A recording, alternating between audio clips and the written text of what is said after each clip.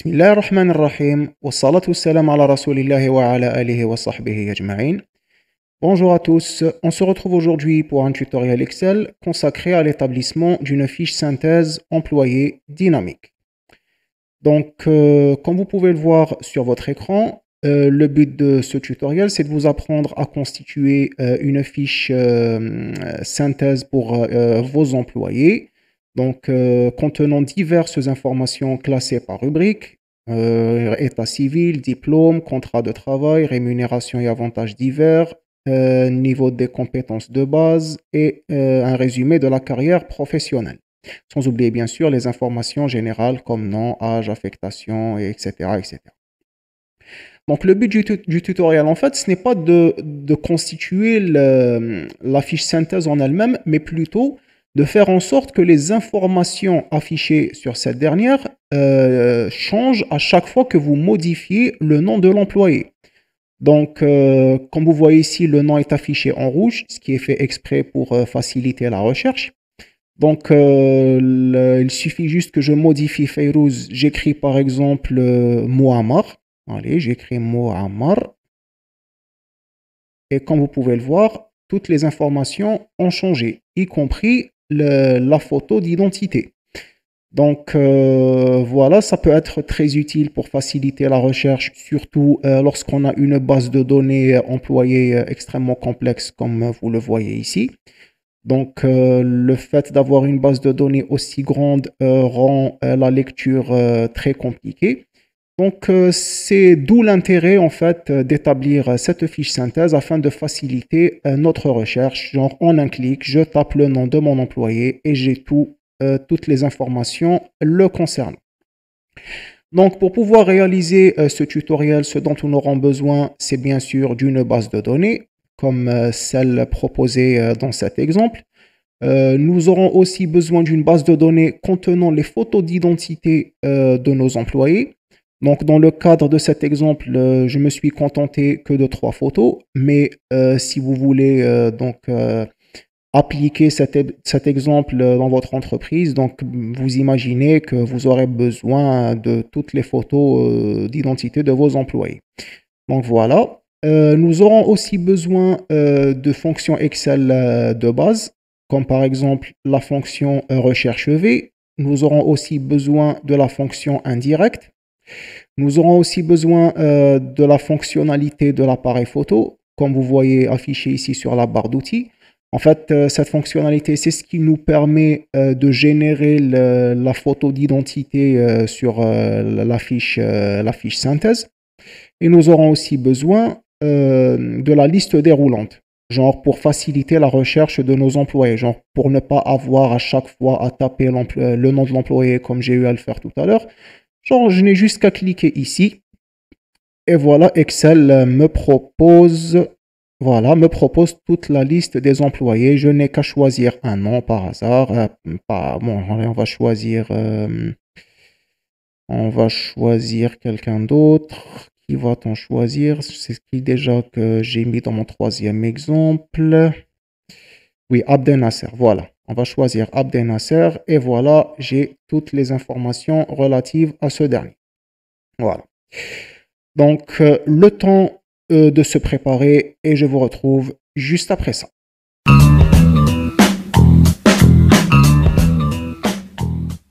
C'est parti, nous pouvons à présent commencer notre tutoriel.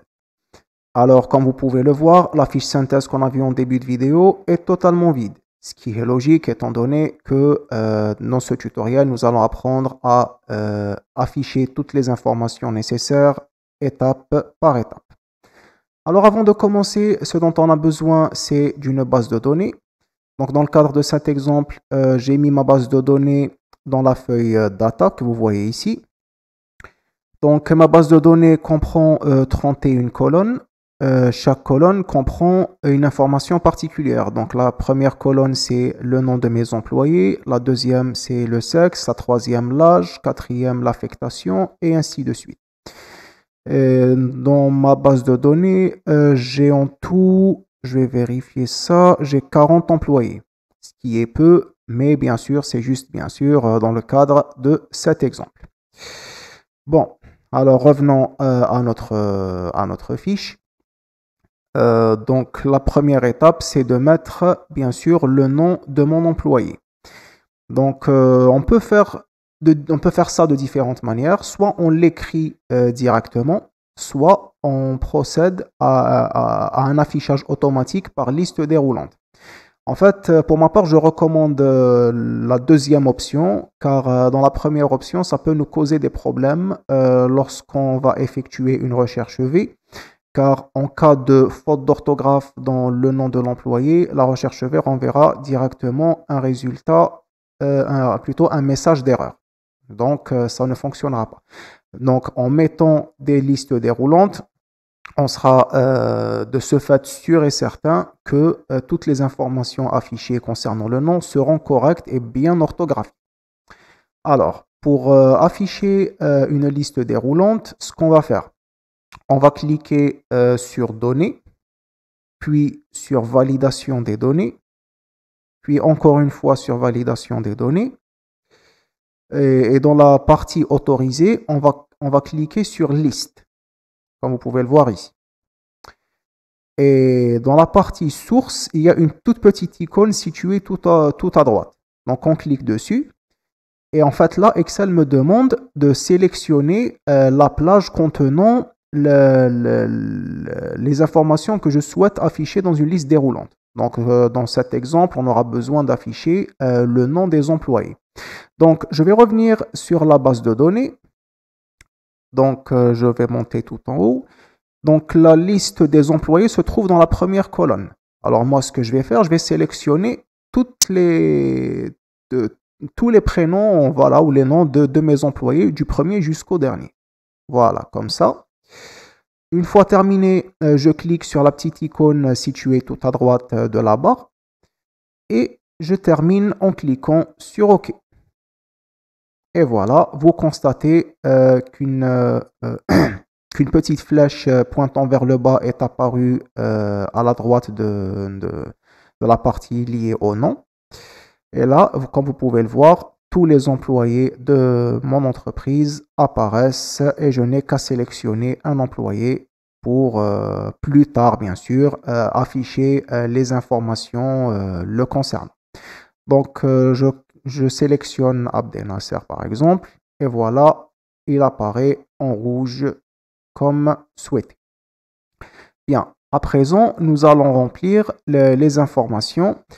Nous allons faire en sorte plutôt que les autres informations concernant cet employé que j'ai sélectionné apparaissent automatiquement. Et pour cela, j'aurai besoin de la fonction recherche V. Alors, je vais commencer par cliquer sur le signe égal et je tape recherche V. Voilà. Donc, la fonction recherche V comprend 4 étapes. Dans la première étape, je dois sélectionner la valeur cherchée. Donc, dans le cadre de cet exemple, la valeur cherchée, c'est le nom de l'employé. Donc, le nom de l'employé, il est situé dans la cellule J6. Donc, je tape J6. Voilà, déjà vous constatez que Excel a sélectionné la cellule qui est au-dessus de la cellule actuelle sélectionnée. Une fois terminé, je mets un point virgule. Maintenant, Excel me demande la table matrice. La table matrice, c'est tout simplement, pour traduire ça en français, Excel me demande où est-ce que je dois chercher. Donc, la source de la base de données, on va dire. Donc, je vais aller dans ma base de données, je vais tout en haut et je sélectionne l'intégralité de mon tableau, de la première colonne jusqu'à la dernière colonne et de la première ligne jusqu'à la dernière ligne. Voilà, comme ça. Une fois terminé, je mets un point virgule pour dire que voilà, c'est bon, ma matrice est sélectionnée. Maintenant, ce que me demande Excel, c'est le numéro d'index colonne. Alors, le numéro d'index colonne, c'est quoi? En fait, ça dépend en fait de l'information cherchée. Donc, tout à l'heure, on voulait voir afficher l'information concernant le sexe de l'employé. Dans mon tableau, le sexe se situe dans la deuxième colonne. D'ailleurs, vous avez sûrement remarqué, en haut de mon tableau, j'ai pris soin de numéroter toutes mes colonnes en rouge. Donc 1 pour la colonne employé, 2 pour la colonne sexe, 3 pour l'âge, etc. Donc, moi, je veux voir afficher le sexe de Abdel Nasser. Donc, tout simplement, comme numéro index colonne, je vais marquer 2. Une fois terminé, je marque un point virgule pour passer à l'étape suivante. Et maintenant, Excel me demande de choisir entre une correspondance approximative et une correspondance exacte. Donc, moi, je veux une correspondance exacte, alors je vais choisir faux. Entre les deux choix, je choisis faux. Je double-clique et je ferme ma parenthèse et je clique ensuite sur Entrée. Et voilà, j'ai le sexe qui s'affiche, tout simplement. Je vais voir si ça fonctionne bien. Je vais sélectionner un employé de sexe féminin pour voir si le sexe change. Alors, on va prendre Asma par exemple. Et voilà, vous avez constaté que le sexe a directement changé avec le changement du nom d'employé. Je reviens sur Abdel Nasser. Et voilà, c'est devenu homme. Maintenant, je vais refaire la même chose avec l'âge. Donc, ce que je vais faire, pour éviter de réécrire ma formule, je vais glisser. Je vais glisser cette formule en bas. Et là, j'ai un message d'erreur qui apparaît. En fait, j'ai fait exprès de glisser. C'est juste pour vous mettre en garde sur, on va dire, un point très important à connaître sur la recherche V. En fait, quand vous glissez votre cellule, il est très important de toujours prendre soin de figer les cellules de votre tableau ou de votre valeur cherchée. Parce que là, si on compare le contenu de la formule entre la cellule de l'âge et celle du sexe, alors on constate que sexe c'est J6, la valeur cherchée c'est J6, et là c'est devenu J7. Si vous voyez, donc le fait d'avoir glissé a fait glisser également la cellule. Donc en fait, pourquoi Excel m'a affiché un message d'erreur? Tout simplement parce que la valeur homme n'existe pas dans la colonne employé, ce qui est logique. Genre un employé qui s'appelle homme, ça n'existe pas. Donc vu qu'il n'a pas trouvé cette valeur, alors il nous a affiché un message d'erreur.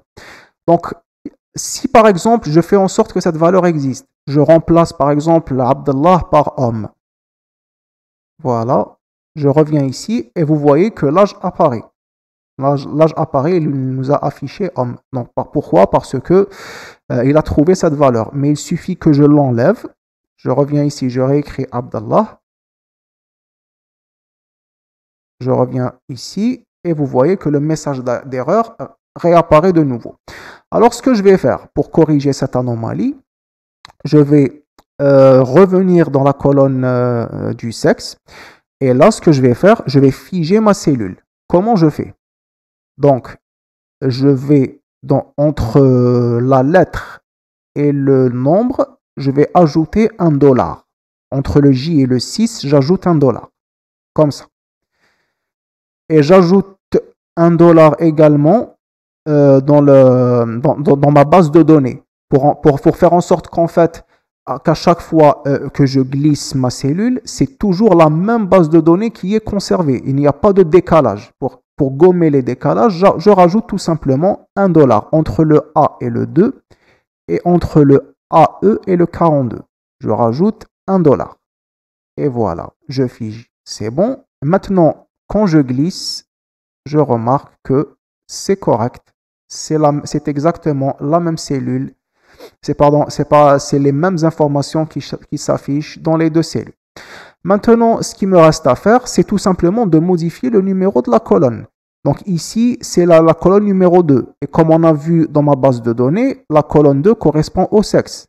Donc moi, je veux celle de l'âge. La colonne de l'âge, c'est la colonne numéro 3. Alors, je n'ai qu'à modifier le numéro de colonne dans ma formule. Donc, je reviens ici. Je vais dans l'âge. Donc, ici, il y a marqué 2. Je supprime le 2 et je le remplace par 3. Et voilà, j'ai l'âge qui s'affiche. Bien, donc pour l'affectation, apparemment, ce n'est pas la même dimension. Je vais juste, comment dire, fusionner mes deux cellules. pour me permettre de glisser sans avoir de soucis. Voilà, je reglisse. Tac, tac, voilà. 25 ans s'affiche, c'est normal. Je n'aurai juste qu'à modifier le numéro de colonne lié à l'affectation et ceux du poste occupé. Donc pour l'affectation, c'est la colonne 4 et pour le poste occupé, c'est la colonne 5. Alors, dans l'affectation, je mets 4. Voilà, j'ai l'intitulé de la structure, direction technique, c'est une abréviation. Et pour le poste occupé, ben c'est la colonne 5. Et voilà, j'ai toutes les informations nécessaires. Donc, je change le nom de mon employé, je mets un autre, je mets Ali par exemple, et voilà, j'ai ces informations. Je mets un autre, je vais choisir Asma qu'on a pris tout à l'heure. Bon, là, apparemment, c'est pas assez grand, je vais refusionner. Voilà, là, c'est un peu mieux. C'est un peu mieux. Je vais choisir un autre employé. Voilà, donc vous l'avez compris, toutes mes cellules changent plutôt en fonction de l'employé que je choisis dans la cellule J6. Donc pour le reste des informations, je remplis ça vite fait et je vous retrouve juste après pour la suite du tutoriel.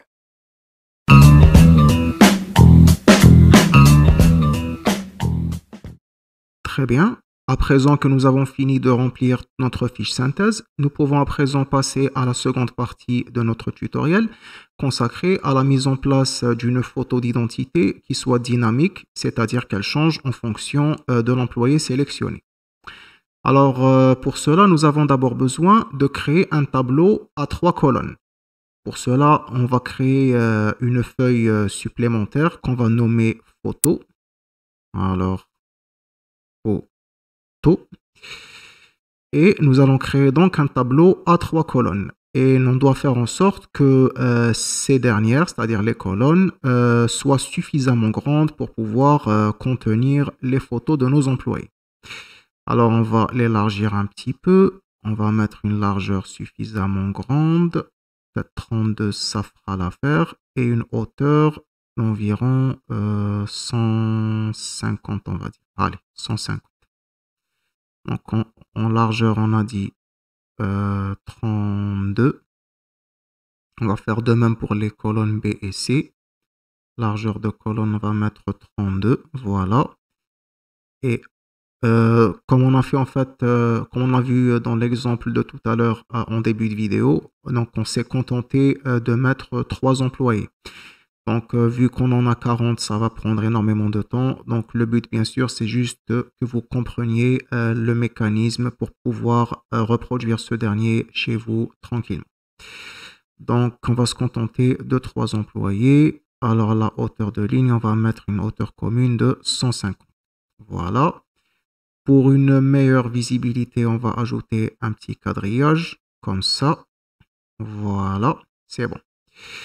Donc, dans notre première colonne, ce qu'on va mettre, c'est tout simplement le nom de notre employé. Et on doit bien sûr veiller à ce que ce dernier soit correctement orthographié afin que la recherche se déroule normalement et qu'elle nous affiche un résultat exact. Donc, on va prendre les photos de 3 employés qui sont déjà présélectionnés. Donc, le premier, c'est Abd Nasser. Alors, Abd Nasser. Le second, c'est Fayrouz. Voilà. Et le troisième, c'est Muammar. Muammar. Voilà.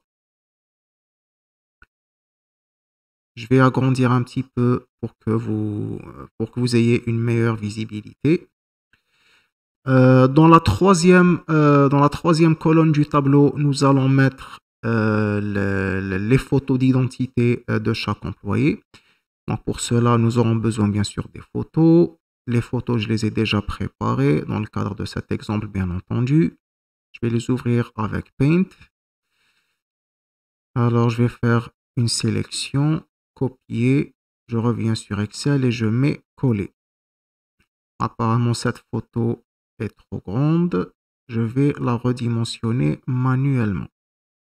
Voilà, je vais baisser un peu sa dimension. C'est pas encore au point. Je vais la rétrécir encore un peu. Voilà. Je vais voir ce que ça donne. On se rapproche du but. Très bien. Voilà. Maintenant, je vais la ramener un peu plus haut. Et la mettre dans la troisième colonne de notre tableau. Très très bien. Ici, je vais la redimensionner un petit peu.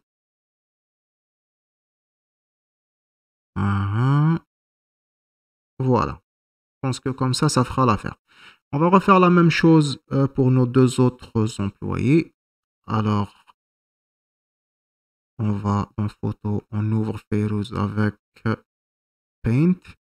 On va mettre une sélection, copier et coller. Je vais la redimensionner. Voilà. Voilà, c'est un peu trop grand. Voilà, très bien. Je vais l'élargir juste un petit peu. Et voilà. Et il ne reste plus qu'un dernier employé qui est Muammar. Alors je vais, bon d'abord je fais un Paint. Voilà. Je vais dans Photo. Muammar, ouvrir avec Paint. Comme tout à l'heure, sélection, copier et coller. Je vais le poser dans la colonne correspondante. Apparemment, il ne veut pas bouger. Voilà. Je vais augmenter un peu sa hauteur. Voilà. Et réduire sa largeur.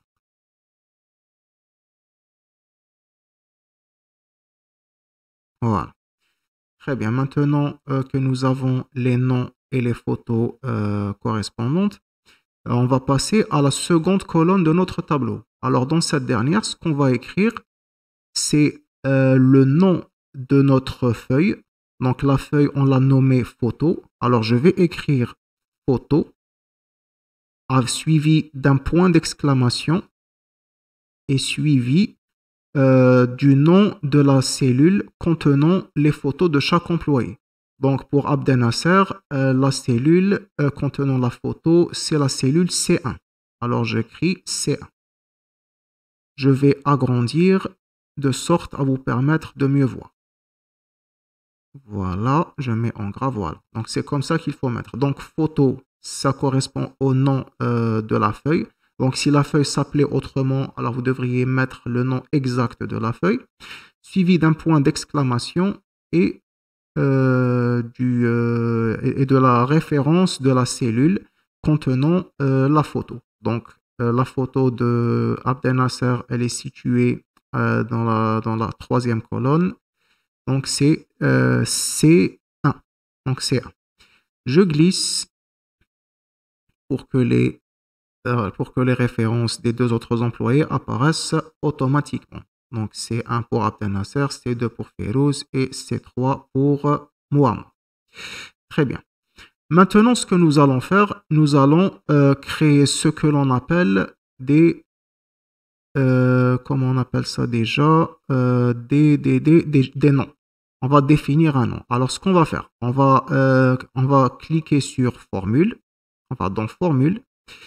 On clique sur Gestionnaire de noms. Puis, on clique sur Nouveau. Donc, le nom, on va cliquer, on va nommer sa photo, juste par défaut, juste pour l'exemple. Photo. Et alors là, la référence, ce qu'on va faire. Alors, on efface la référence proposée. On met un signe égal et on va taper la fonction indirecte, la fonction dont je vous ai parlé en début de vidéo. Alors, on tape indirect, on ouvre une parenthèse et on va revenir à la recherche V. Donc, recherche V. J'écris recherche V. J'ouvre une autre parenthèse. Et là, vous remarquez en fait que Excel ne nous donne pas l'aide habituelle. Donc, il ne nous aide pas dans le cadre de cette fonction. Donc, il faut faire en sorte de de ne pas se tromper. Donc, de maîtriser la formule comme on l'a fait en début de vidéo. Donc, recherche V, qu'est-ce qu'on va rechercher en fait? On va rechercher la valeur qui se trouve ici. Qui se trouve ici. Le nom de l'employé. C'est toujours, c'est en fait la base, on va dire, de toutes les informations qui vont s'afficher dans notre fiche synthèse. Que ce soit les informations qu'on a détaillées tout à l'heure, et y compris la photo dynamique. Donc, on recherche la valeur recherchée. Donc, maintenant, dans la deuxième étape de la recherche V, si vous vous souvenez, c'est la plage contenant les cellules, contenant les informations que l'on recherche. Voilà. Donc, tout à l'heure, on était en train de chercher dans Data. Donc, c'est les informations, c'est notre base de données employée. Là, ça ne sera plus la même. On va revenir dans cette base de données. Donc, cette base de données, elle comprend 3 colonnes, comme on a vu, l'une pour le nom, l'une pour la référence de la photo écrite, et la troisième pour la photo exacte. Donc, je vais sélectionner tout mon tableau. Voilà, de la première colonne jusqu'à la dernière colonne et de la première ligne jusqu'à la dernière ligne. Je vais faire comme ça. Voilà, comme ça. Et je vais bien sûr afficher mes cellules. En fait, c'est déjà fait par défaut par Excel. Très bien. Je mets un point virgule et toujours pour avoir une correspondance exacte. En fait, on n'est pas encore arrivé à cette étape, non. Une fois, après avoir sélectionné le tableau, donc on doit sélectionner la colonne correspondant à la valeur recherchée. Donc, on doit sélectionner la colonne numéro 2, contenant la référence de la photo. Parce qu'en fait, si on sélectionne la photo, on n'aura rien du tout. On n'aura rien du tout tout à l'heure. Mais si on sélectionne la colonne contenant la référence de notre photo, là, ça fonctionnera. Donc, on sélectionne toujours la colonne numéro 2. Voilà. Puis, on marque un point virgule. Et pour avoir une correspondance exacte, comme on a dit tout à l'heure, il faut marquer faux. F-A-U-X. Je ferme la parenthèse pour la recherche V et je ferme la parenthèse pour la fonction indirecte et je clique sur OK. Et voilà, on voit maintenant qu'un nom est apparu ici et la référence, c'est la fonction indirecte combinée à la fonction recherche V. Maintenant, je peux fermer. Je peux fermer et je vais revenir sur ma fiche synthèse et je vais recourir à présent à la fonctionnalité Excel intégrée qui est la fonction appareil photo. Donc, en fait, cette fonctionnalité n'apparaît pas par défaut dans la barre d'outils. Si jamais vous ne l'avez pas, vous n'aurez juste qu'à cliquer sur Fichier, puis sur Options, puis dans la barre d'accès rapide, voilà, la barre d'outils d'accès rapide, vous allez cliquer ici sur Toutes les commandes et vous allez chercher l'appareil photo. Vous cherchez l'appareil photo. Donc, je ne sais pas s'il va apparaître ici parce qu'il existe déjà ici. Donc, dans le cas où vous le trouverez, par exemple, on va admettre que ça, c'est l'appareil photo. Vous cliquez sur Ajouter et voilà, il apparaît ici. Et donc, pour le supprimer, vous cliquez ici et vous le supprimez. Voilà. Ok, ça, c'était juste une petite parenthèse. On la referme tout de suite. Maintenant, on clique sur l'appareil photo et on va déterminer la zone où on veut voir apparaître notre photo d'identité. Donc, on va dessiner voilà, la zone dédiée à la photo d'identité. Voilà, on va prendre cet espace. Voilà. Bon, apparemment, je dois le faire manuellement comme ça. Non, je vais le rétrécir un petit peu.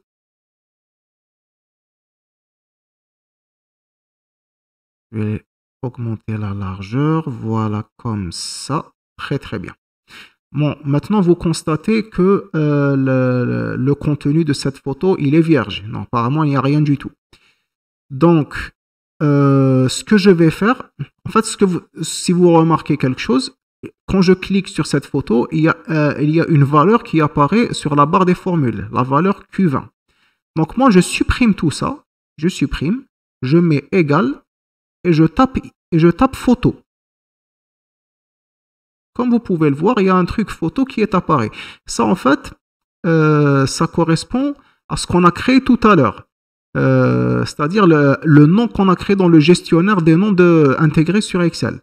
Donc, c'est la fonction, on va dire, indirecte combinée à la fonction recherche V. Donc, je fais un double clic et je mets entrée. Là, il me marque référence non valide. Bon. Apparemment, je pense que je sais d'où vient le problème. C'est parce que le nom Shafiq n'existe pas dans la base de données. Je vais prendre un nom qui existe. Je vais prendre Abdel Nasser par exemple. Je refais la même chose. Je supprime ceci et je tape photo. Et voilà, Abdel Nasser apparaît. Je vais changer l'employé, je vais prendre un autre qui existe bien sûr dans la base de données, je vais prendre Fayrouz. Alors où elle est Fayrouz? Voilà, et vous voyez que la photo apparaît. Je vais prendre le dernier qui est Mouammar. Mouammar, où est-ce qu'il est? Et voilà, vous voyez que Mouammar apparaît sur la photo de manière automatique en fonction bien sûr du nom choisi. Et c'est ainsi que s'achève ce tutoriel consacré à l'établissement d'une fiche synthèse automatique des employés. Si ce dernier vous a plu, n'hésitez pas à laisser un petit pouce bleu, à partager, à commenter et surtout à vous abonner à la chaîne. Et je vous dis à très bientôt pour une prochaine vidéo. Wassalamu alaikum wa rahmatullahi ta'ala wa barakatuh.